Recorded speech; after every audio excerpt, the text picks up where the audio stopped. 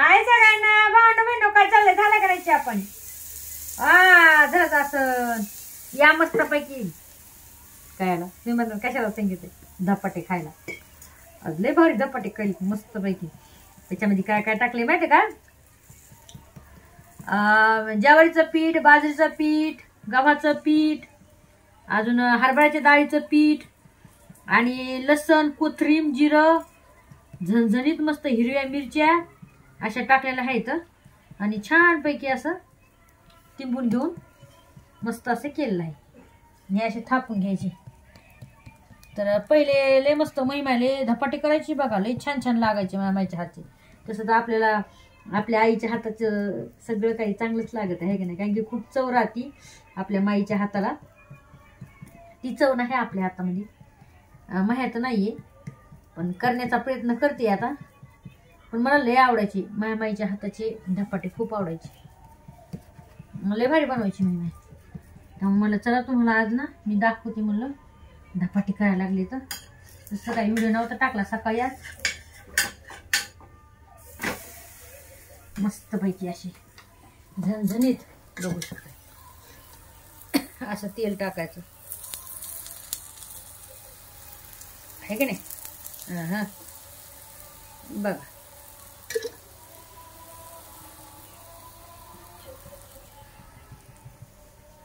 आता पहिलं ना जे करायचे ना समजा मैमाय जे करायचे का धापाटे त्याच्यामध्ये हुरडा टाकायची मैमाय धापाट्यासाठी वेगळं देऊन आणायची मैमाय कसं माहिती का त्याच्यामध्ये हुरडा त्याच्यामध्ये थोडं गहू थोडी डाळ असं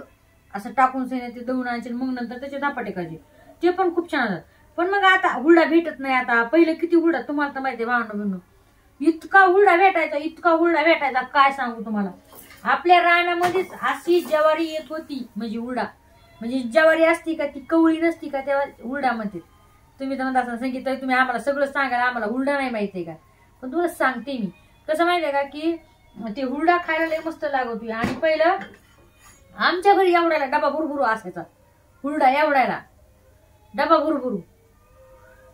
तर आता खूप लय कमी झालं कारण की आता पैशाच्या मागे लोक पडले तर सगळे कापूस लावायला लागले तर काय पैसा कसा येईन असं म्हणजे पहिलं सगळं ज्वारी मूग मटकी हुलग असं भरपूर काही होतं बरं का पण आता नाही फिरत लोक ते आता सगळं पैशाच चाललंय है की नाही बरं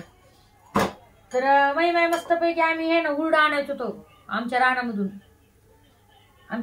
म्हणजे शेजारच्या रानामधून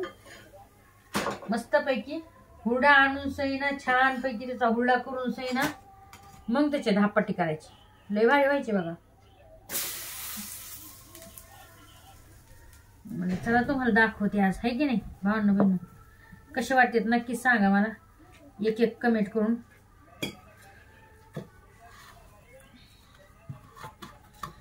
आहे का नाही एकदम छान छान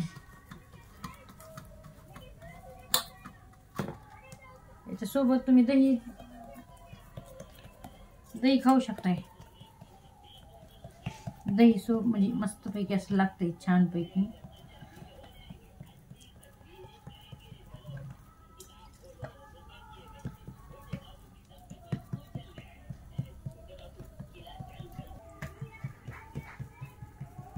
तरी पण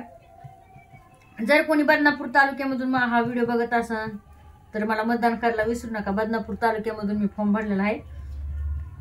आणि हा म्हणजे तुमच्या प्रेमापोटीच हा निर्णय घेतलेला आहे बरं का कारण की तुम्ही एवढं बळ दिलं ना